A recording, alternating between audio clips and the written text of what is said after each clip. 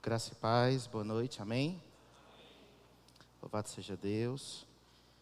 Quero convidar os irmãos a abrir a Santa Escritura no livro de 2 Samuel, capítulo 12, a partir do verso 1.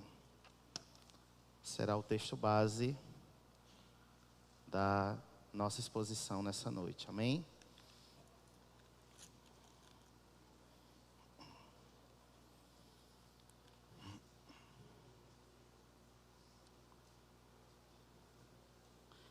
Segunda Samuel, capítulo 12, a partir do verso 1, amém?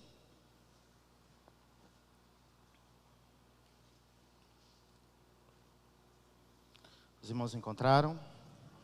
Amém. Versículo 1. O Senhor enviou Natã a Davi. Natã foi falar com Davi e lhe disse: havia numa cidade 2 homens, um rico e outro pobre. O rico tinha ovelhas e gado em grande número, mas o pobre não tinha coisa nenhuma, a não ser uma cordeirinha que havia comprado.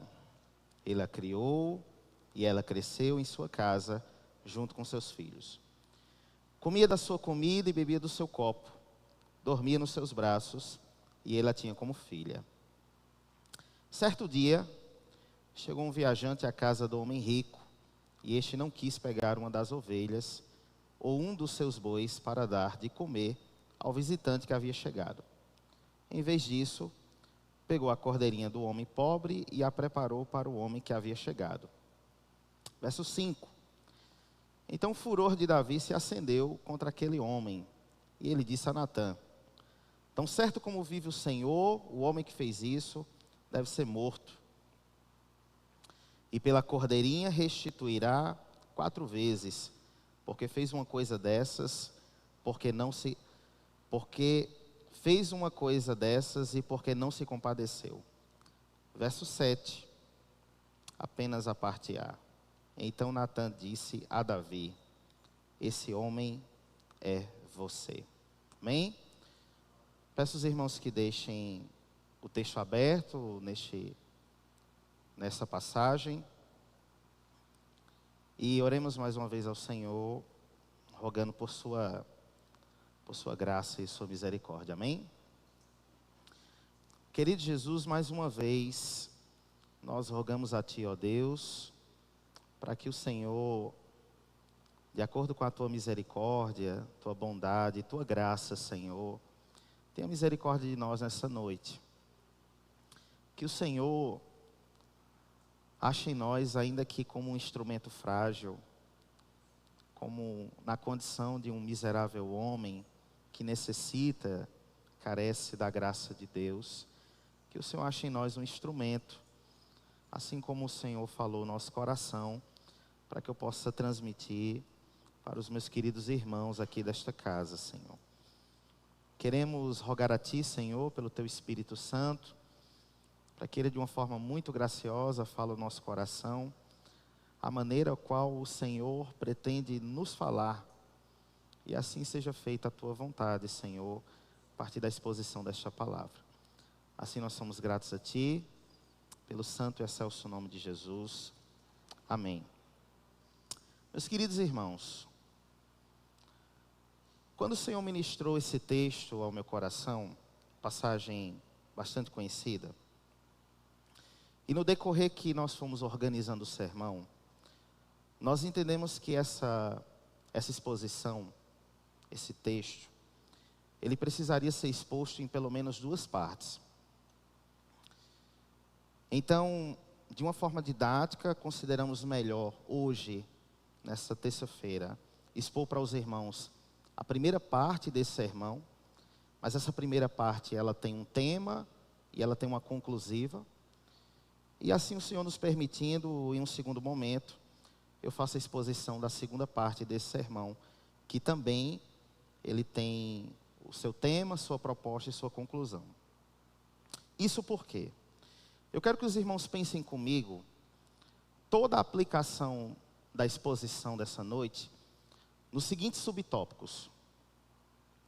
o Senhor Deus levanta o profeta, aqui o profeta Natã.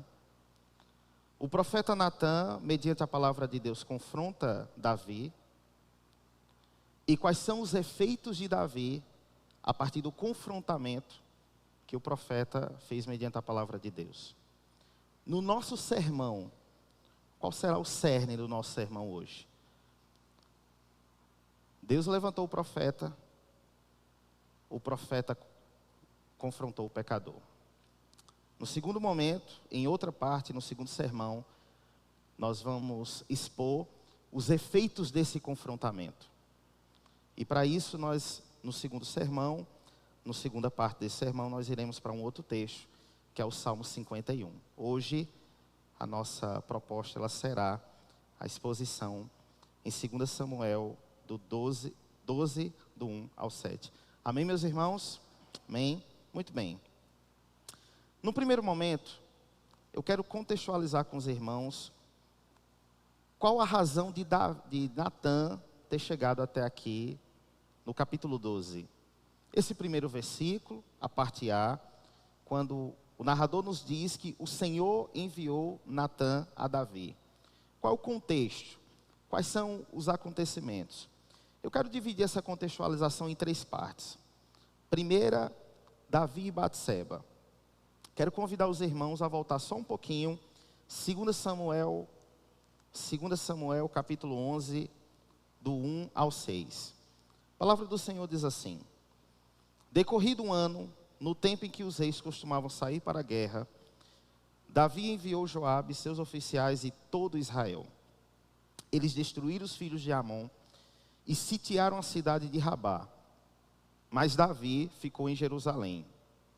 Uma tarde, Davi se levantou do seu leito e andava passeando no terraço do palácio real. Davi viu uma mulher que estava tomando banho. Ela era bonita. Davi mandou perguntar quem era. Disseram-lhe: é Batseba, filha de Eliã e mulher de Urias, o heteu. Então Davi mandou mensageiros que a trouxessem. Ela veio e ele se deitou com ela. Ora, Batseba tinha acabado de se purificar da impureza da menstruação. Depois ela voltou para casa. Verso 5. A mulher concebeu e mandou dizer a Davi: estou grávida. Esse é o primeiro ponto da nossa contextualização. Para nós entendermos por que Deus enviou o profeta Natã até Davi.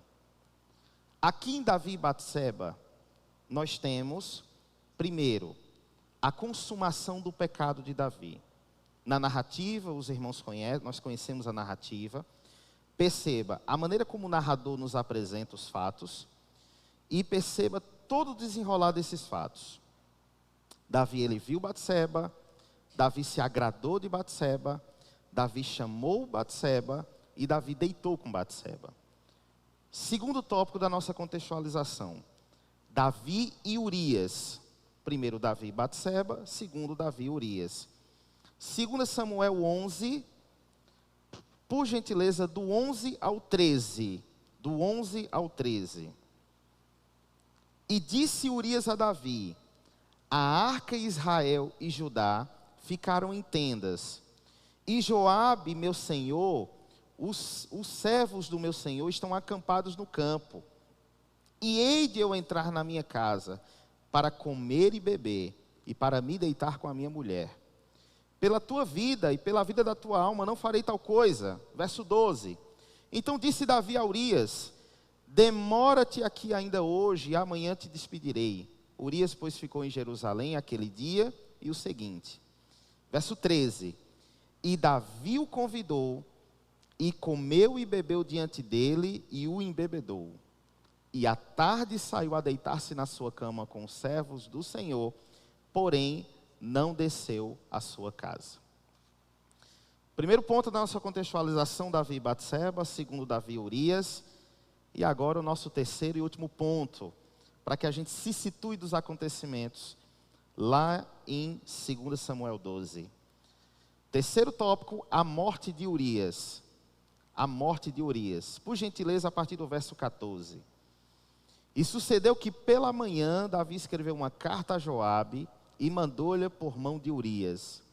Escreveu na carta dizendo: ponde a Urias na frente da maior força da peleja, e retirai-vos de detrás dele, para que seja ferido e morra. Verso 16. Aconteceu, pois, que tendo Joabe observado bem a cidade, pôs a Urias no lugar onde sabia que havia homens valentes. Verso 17. E saindo os homens da cidade, e pelejando com Joabe, caíram alguns dos povos dos servos de Davi, e morreu também Urias, o heteu. Muito bem, meus irmãos.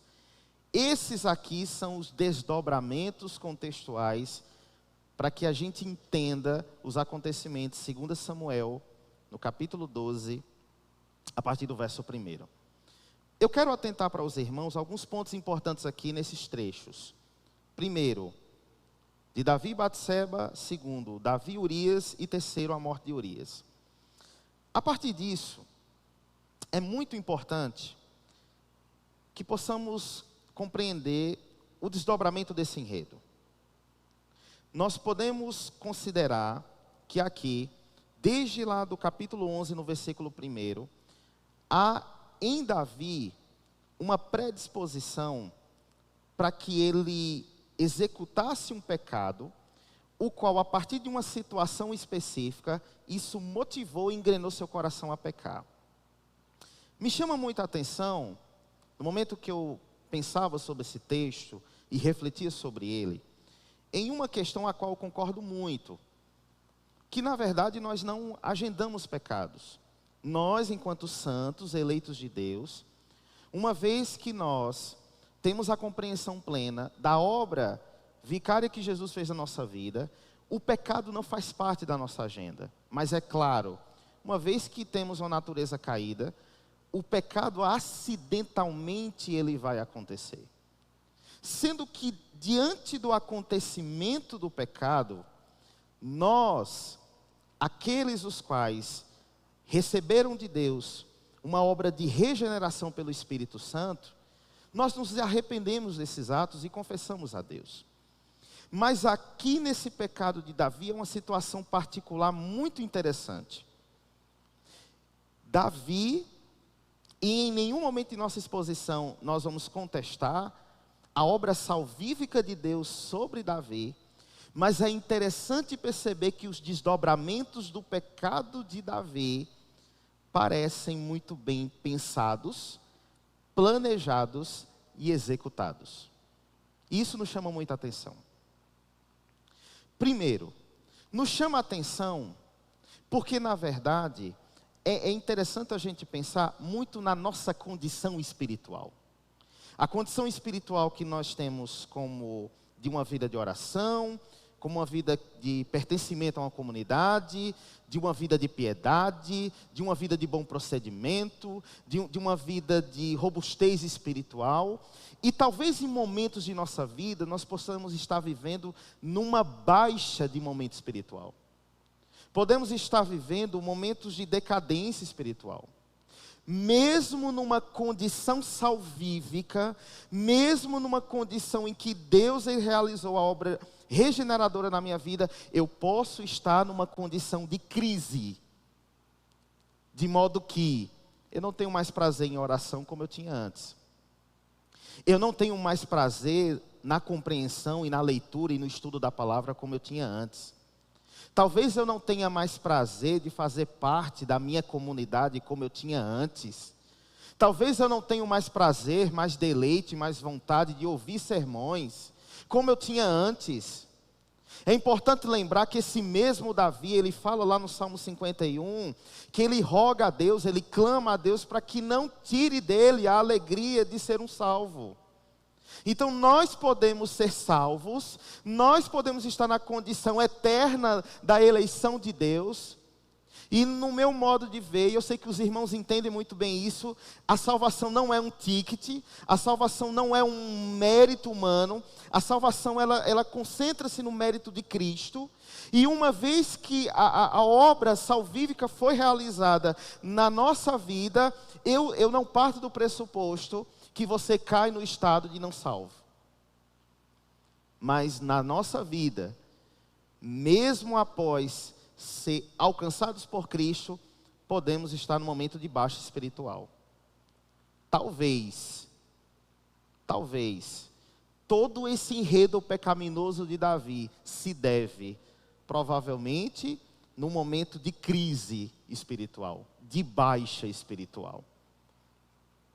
Nós veremos mais isso no decorrer da exposição. Em primeiro lugar, nos chama a atenção no capítulo 11, no verso 1, quando diz: decorrido um ano, no tempo em que os reis costumavam sair para a guerra, Davi envia Joabe, seu general, seus oficiais e todo Israel. Eles destruíram os filhos de Amon e sitiaram a cidade de Rabá, mas Davi ficou em Jerusalém.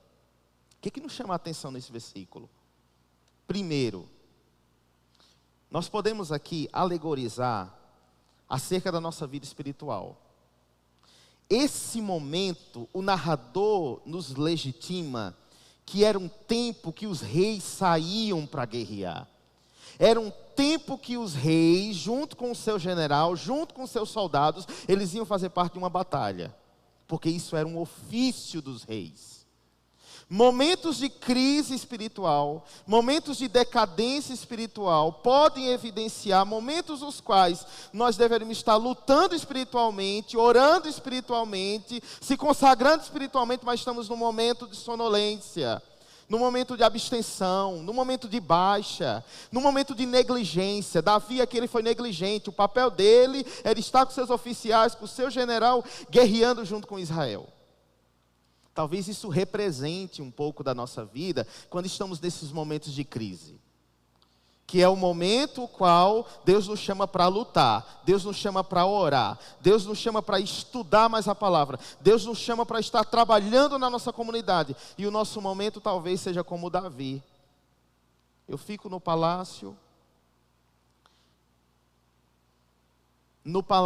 eu me abstenho da minha obrigação, daquela qual Deus me incumbiu. E é nessa hora que Davi fica propenso ao pecado.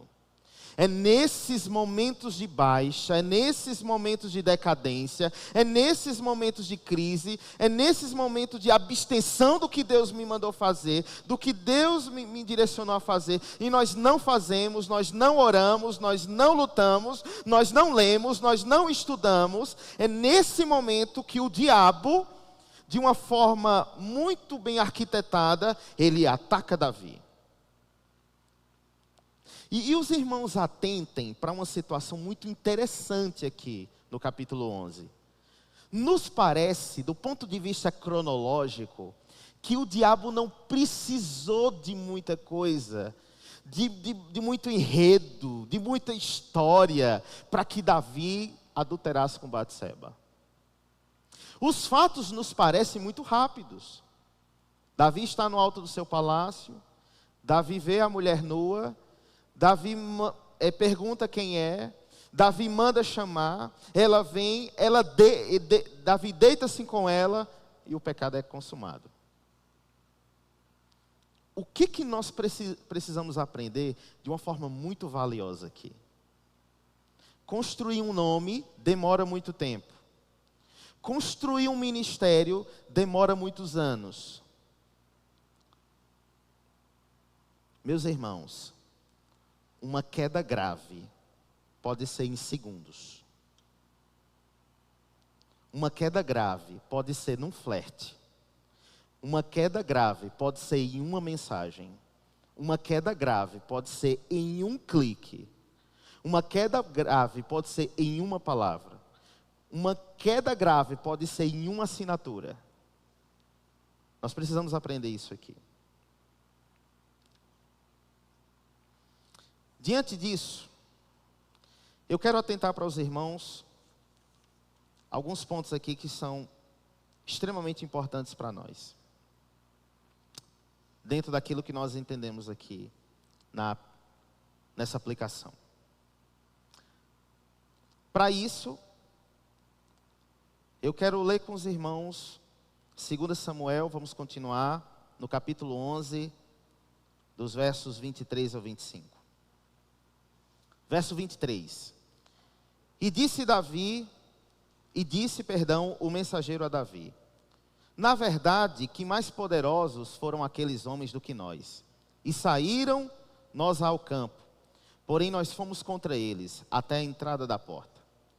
Então os flecheiros atiraram contra os teus servos, desde o alto do muro, e morreram alguns dos servos do rei, e também morreu o teu servo Urias, o heteu. Isso é um mensageiro noticiando a Davi como foram os fatos lá. Por gentileza, uma atenção especial ao verso 25. O verso 25, que ele diz assim: Davi respondeu ao mensageiro: diga a Joabe que não encare isso como um mal. Isso o quê? Todo o enredo que ele arquitetou para matar Urias. Mandando Joabe colocar o homem na frente da peleja, onde havia os homens mais valentes. Isso aqui é o que ele se refere. Diga a Joabe, está falando o mensageiro, que não encare isso como mal, porque a espada devora tanto este como aquele, que ele intensifica o seu ataque à cidade até conquistá-la. Quanto a você, encoraje Joabe. Muito bem. Que lições nós podemos aprender aqui? Em primeiro lugar, que evidência, Leandro, você pode constatar, talvez para um irmão que está vivendo um momento de crise espiritual, de baixa espiritual. Primeira, Davi ameniza o seu ato criminoso. Uma evidência que, se porventura ela já subiu ao nosso coração, o alerta precisa ser ligado. Quando nós começamos a justificar o pecado, quando nós começamos a amenizar o pecado, quando nós começamos a querer encontrar texto bíblico que justifique o meu ato fraudulento, quando nós começamos a tentar flexibilizar aquilo que a Bíblia diz como algo hediondo, esse pode ser um sinal grave de que o nosso coração está amoldando com o pecado.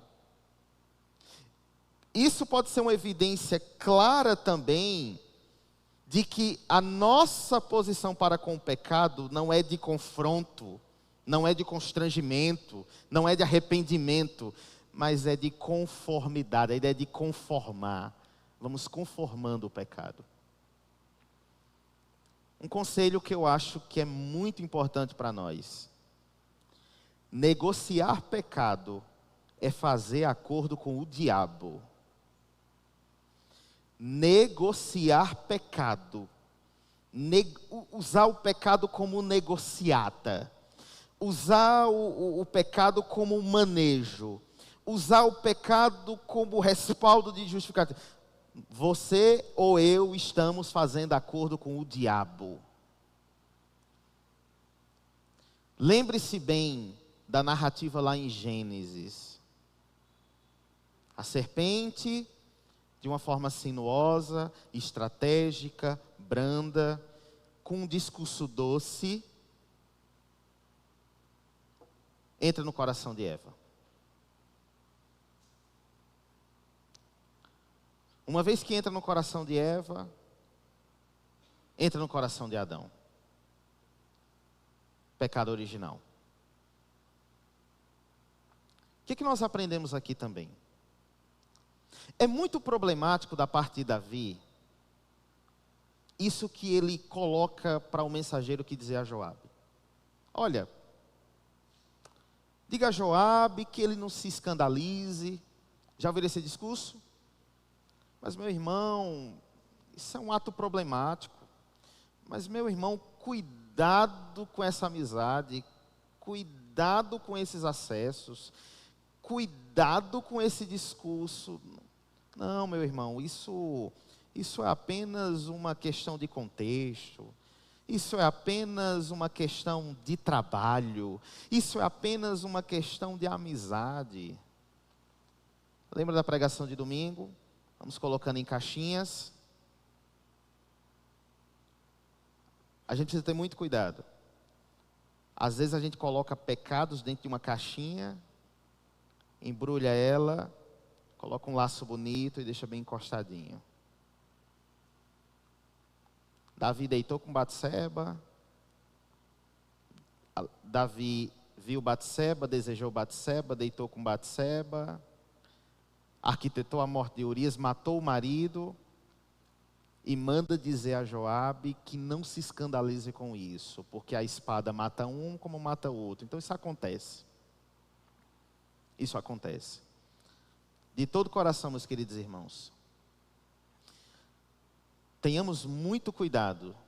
Se algum ato pecaminoso que em algum momento fez parte da nossa vida, ou faça parte da nossa vida, no momento que nós tentamos moldar isso como correto, muito cuidado. Muito bem, seguindo a narrativa. 2 Samuel 11, 26, 27. Ouvindo, pois, a mulher de Urias que seu marido era morto, lamentou a seu senhor. Passado o luto, enviou Davi e a recolheu em sua casa. E lhe foi por mulher e deu-lhe à luz um filho.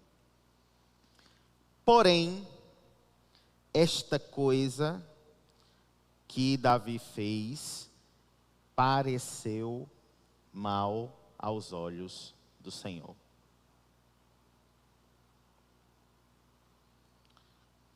Olha como é interessante a gente analisar como Davi, ele olha para o mensageiro. Quando ele olha para o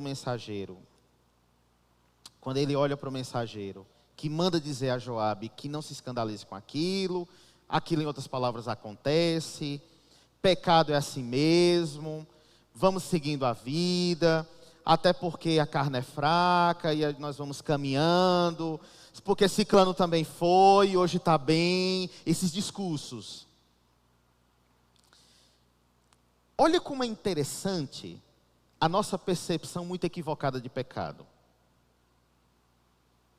A gente acolchou o pecado, a gente coloca o pecado dentro de uma caixa, a gente bota um embrulhozinho bonito, deixa ele encostadinho, ninguém toca, ninguém vê, ninguém faz nada, ninguém notou, e com esse pecado eu vou vivendo com ele, mas perceba como o narrador nos afirma que depois de passada toda essa situação, isso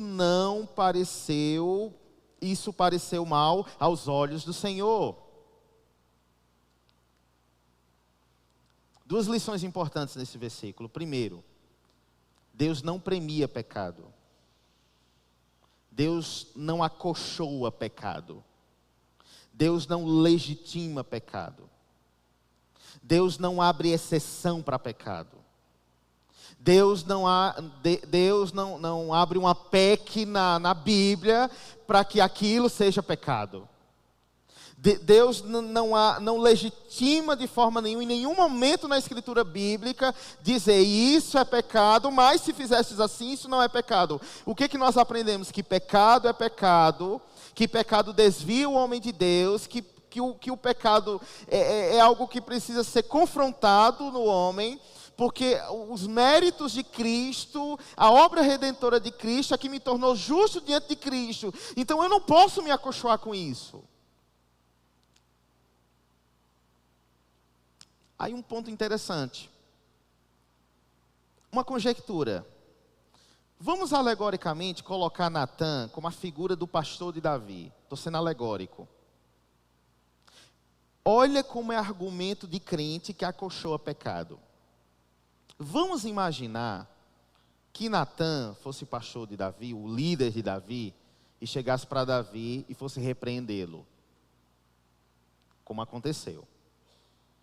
Davi, você está com uma mulher que era casada com um dos seus soldados, que fazia parte do seu exército, e você tomou como esposa.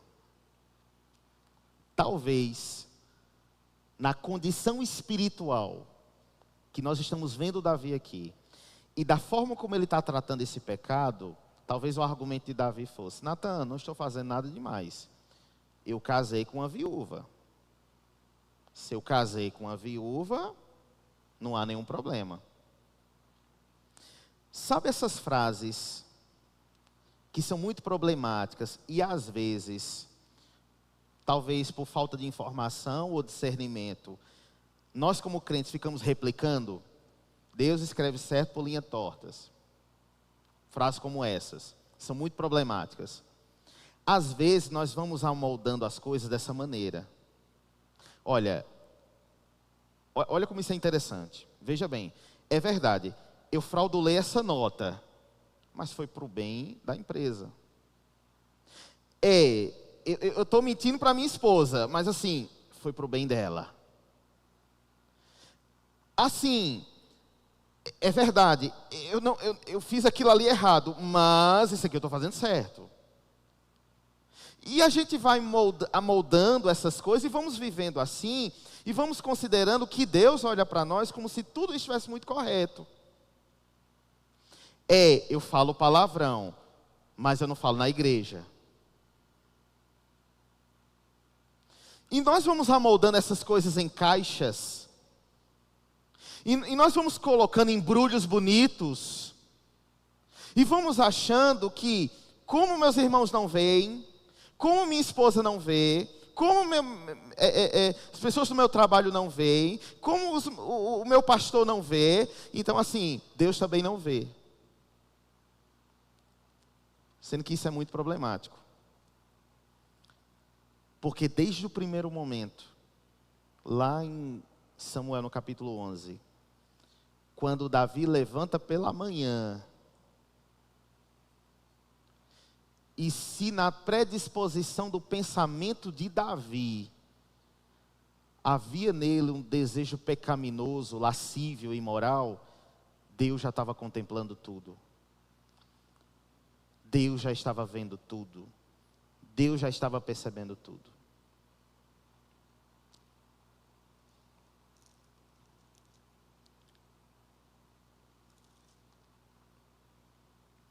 Chegamos no capítulo 12, o nosso texto base. Versículo 1. O Senhor enviou Natã a Davi. Essa primeira parte. Depois de todo esse enredo, depois de todos esses acontecimentos que nós estamos expondo, Deus envia Natã. Que lições preciosas eu aprendo aqui? Muito preciosas.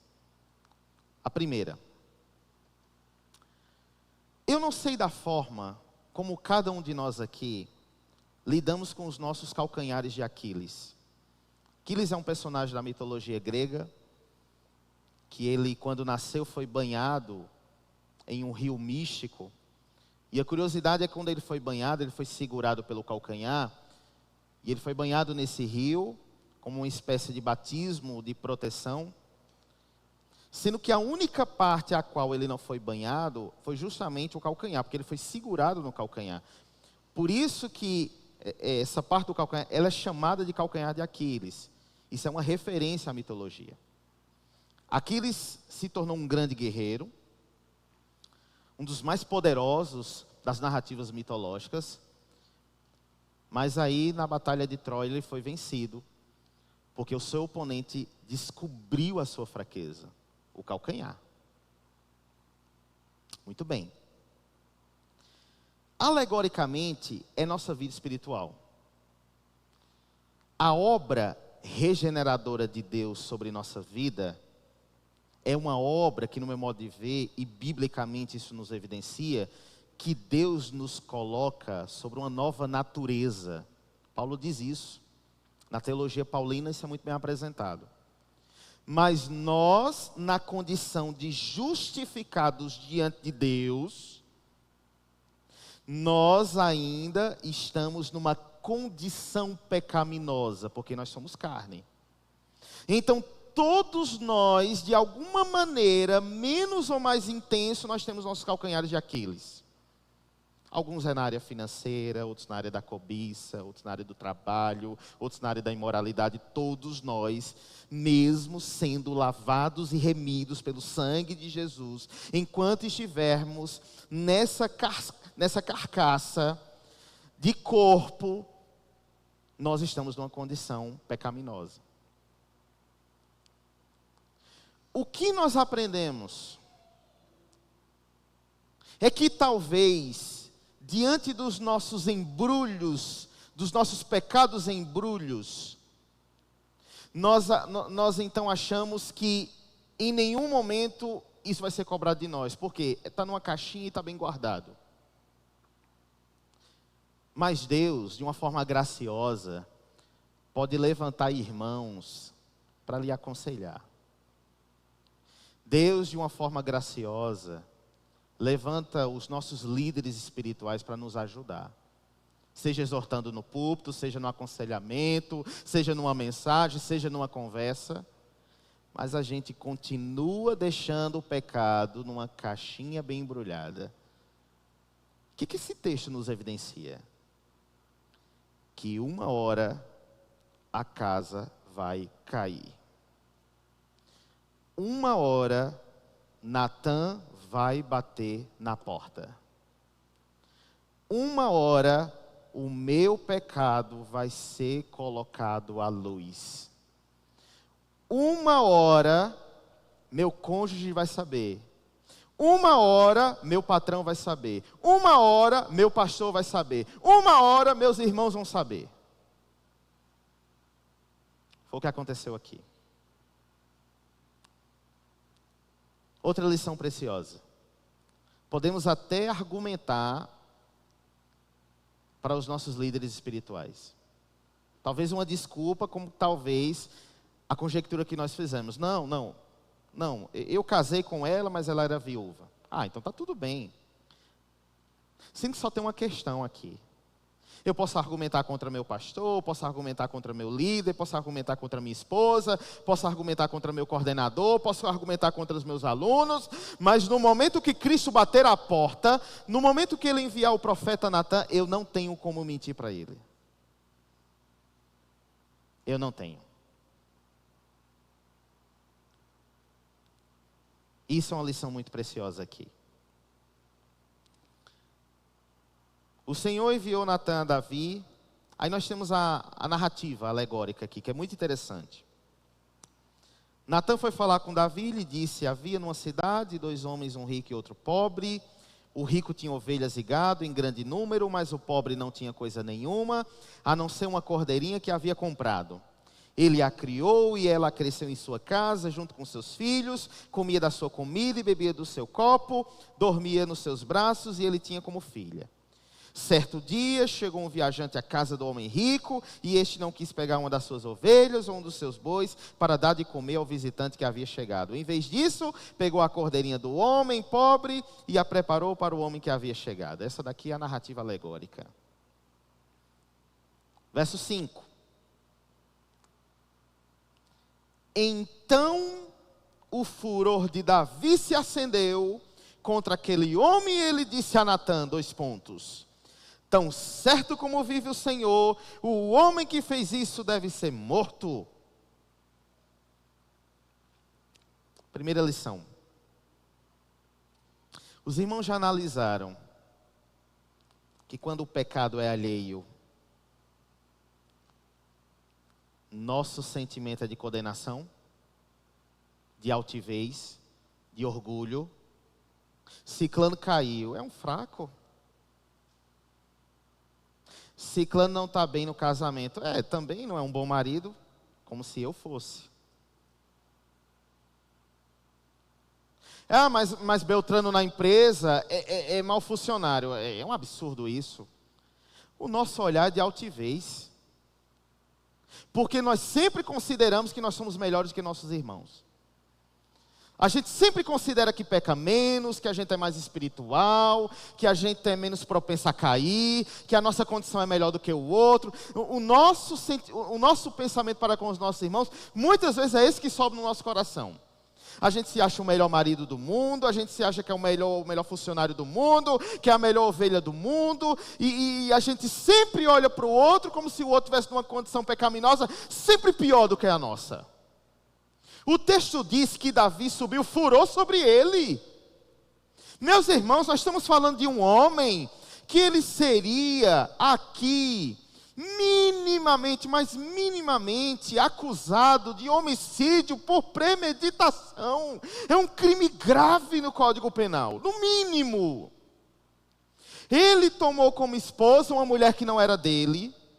Ele colocou em risco os seus soldados e os seus reinos. Ele se colocou como alguém que teria respaldo para pecar, porque ele manda dizer, o mensageiro dizer a Joabe, diga a Joabe que não se escandalize, isso não tem problema, a espada mata um como mata outro. E esse homem está dizendo aqui que ele teve o furor, e que esse homem da narrativa aqui merecia morrer. Meus irmãos, esse é o retrato do nosso coração. Nós somos assim. Nós não temos muitas vezes empatia espiritual com o nosso irmão.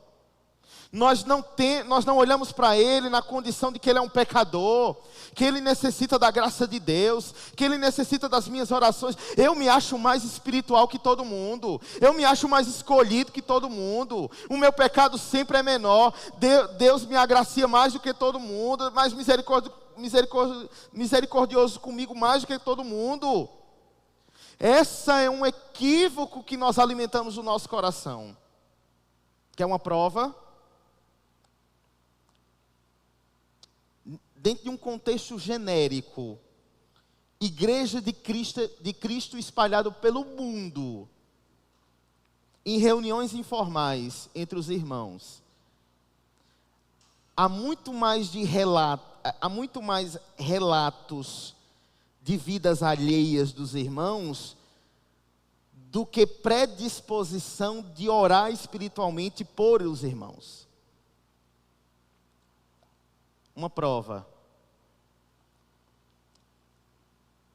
Uma queda de um adultério, como por exemplo, que sim é um pecado, que sim deve ser tratado, que sim deve ser, esse irmão ou essa irmã precisam ser cuidados, precisam ser discipulados, precisam ser espiritualmente aconselhados.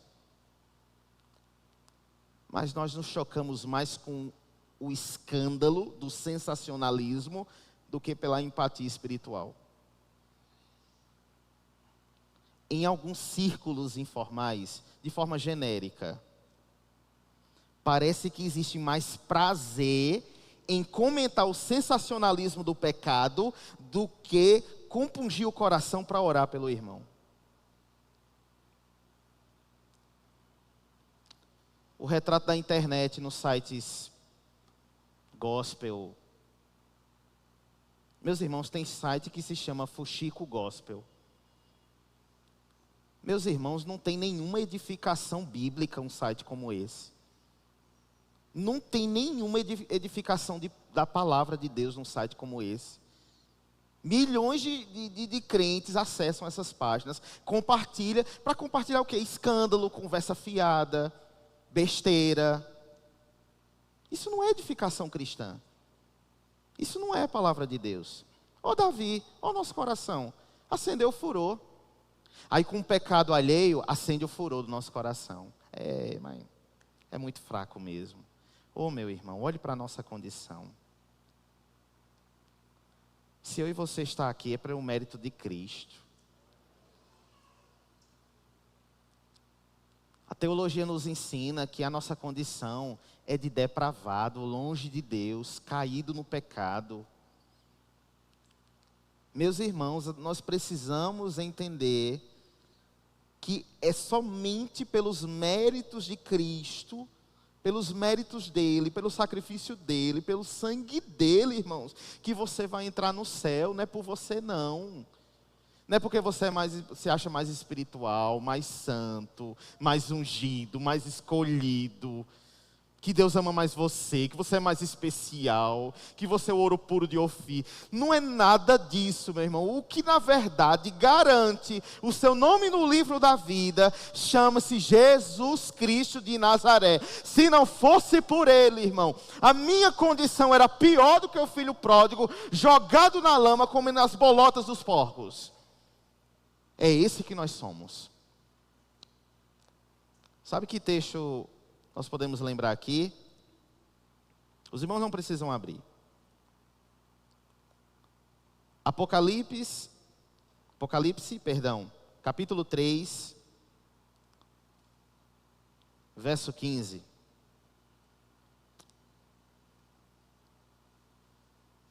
Conheço as obras que você realiza, que você não é frio nem quente, quem dera você fosse frio ou quente. Assim porque você é morno e não é nem quente nem frio, estou a ponto de vomitá-lo da minha boca. Olha o verso 17. Você diz, você quem? Igreja de Laodiceia. Você diz, sou rico, estou bem de vida e não preciso de nada. Mas qual é o veredito de Cristo para Laodiceia?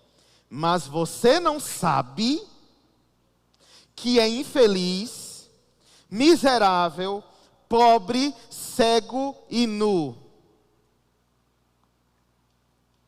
Davi, eu sou rei, deito com quem eu quiser, mato o marido, digo a Joabe que não é grande coisa, caso com ela, sou abastado, eu sou rico. Qual é o veredito de Cristo para Davi? Tu não sabes, Davi, que tu é pobre, cego, miserável e nu. No nosso coração, quando o irmão peca, eita, caiu, eita, é fraco, eita, não tem unção, eita, não tem condição, eita, não é escolhido. Nosso coração, eu sou abastado, eu sou rico. Qual o veredito de Cristo para mim? Tu és pobre, miserável, cego e nu.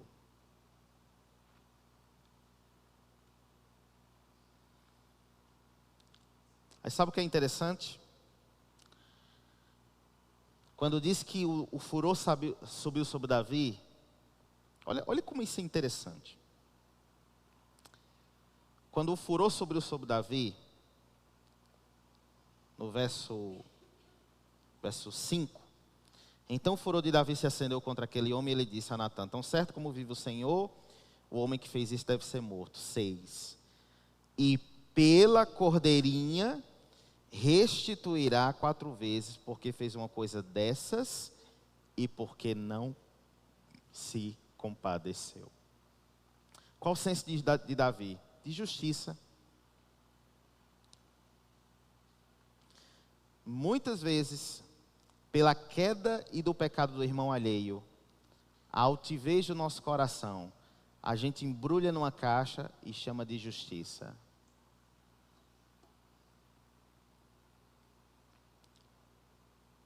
Segunda Samuel 12, versículo 7. 2 Samuel 12, versículo 7. Apenas a parte A. Então Natã disse a Davi: esse homem é você. Esse homem é você.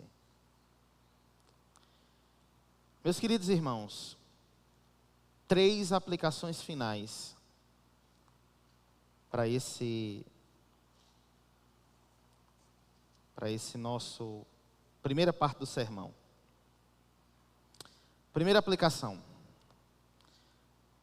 Se temos dificuldade de recebermos exortação no púlpito local da nossa igreja acerca da denúncia do nosso pecado, precisamos entender que quem envia o profeta é o Senhor. Base bíblica, 2 Samuel 12, 1, parte A. E o Senhor enviou a Davi o profeta Natã. O que o Senhor dizia no meu coração? Que de modo geral, existem irmãos que têm dificuldade, uma dificuldade de receber exortações duras. E ele não se rebela contra a igreja, contra a comunidade, contra a sua liderança. Não é isso que eu estou dizendo. Mas eu estou dizendo que essa forma de se rebelar é no coração. Ele assiste o sermão, ele recebe o sermão, mas o coração dele é de dura cerviz. Ele tem dificuldade. Por quê? No entendimento dele, o irmão A peca mais. No entendimento dele, o irmão B caiu, ninguém falou nada. No entendimento dele, o irmão C está pecando e ninguém falou com ele ainda. Então ele não deveria ser exortado daquela maneira. Sendo, meus irmãos, que nós precisamos aprender de todo o nosso coração. Uma coisa que é muito importante aqui. Se neste púlpito a denúncia de pecado é uma evidência bíblica de que Cristo governa este púlpito. Então, o problema não é com o irmão, não é com os nossos pastores, não é as mulheres de Deus e homens de Deus que sobem aqui e pregam. O problema, irmão, é com o nosso pecado. Você precisa ver misericórdia de Deus nisso. Porque se Deus está levantando alguém para denunciar o seu pecado, é porque Deus te ama. É porque Deus zela por sua alma. É porque Deus queria em Davi, queria ainda em Israel, fosse um rei para a sua glória. Por isso que Deus usa homens e mulheres para que subam no púlpito e denunciem o nosso pecado. Denuncie as nossas ações pecaminosas. Denuncie o coração rebelde nosso. Aí às vezes, quando uma palavra dura é pregada, o irmão tem problema pessoal com o outro, porque o outro pregou. É Deus que está pregando, meu irmão, não é ele não. O púlpito é o leme da igreja. Quem direciona o leme é o Espírito Santo. Os homens e mulheres de Deus que aqui sobem e pregam são os instrumentos de Deus que Ele usa dentro da sua didática, dentro do seu conhecimento, dentro da forma como Ele quer falar, e Ele é Deus. Segunda aplicação. Louvado seja Deus por essa segunda aplicação. A manifestação da graça de Deus mesmo no seu pecado. A manifestação da graça de Deus mesmo no seu pecado. Verso 13. Verso 13. 2 Samuel, capítulo 12, verso 13. Então Davi disse a Natã: pequei contra o Senhor. E Natã respondeu: o Senhor perdoou o seu pecado, você não morrerá. Sabe o que é interessante?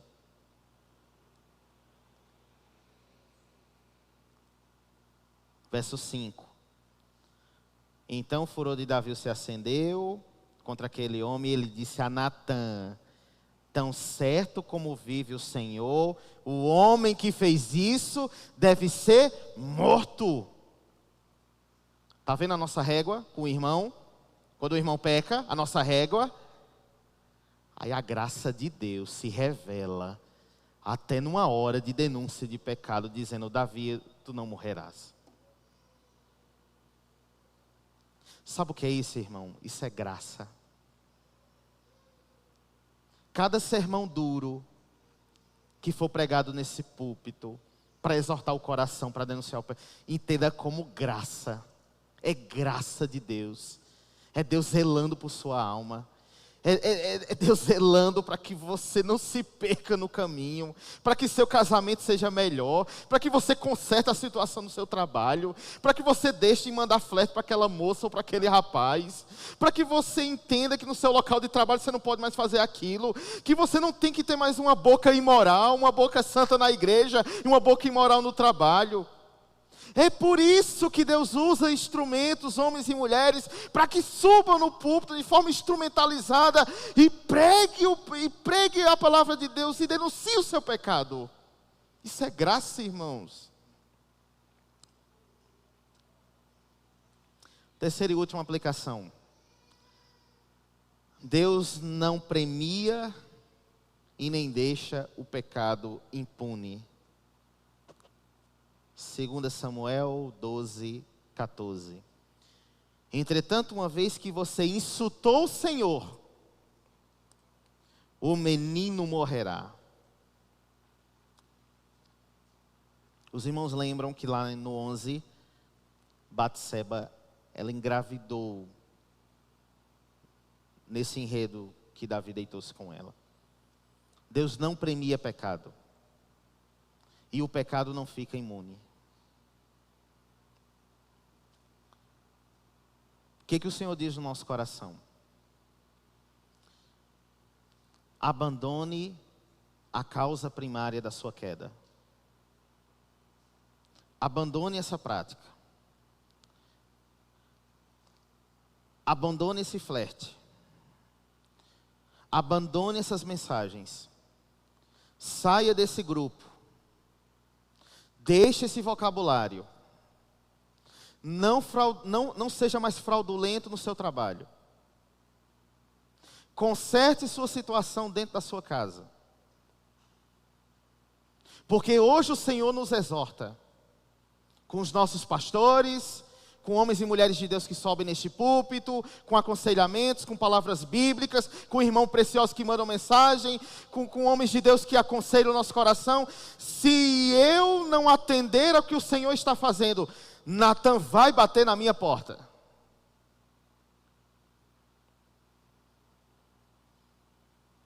E eu não terei mais argumentos.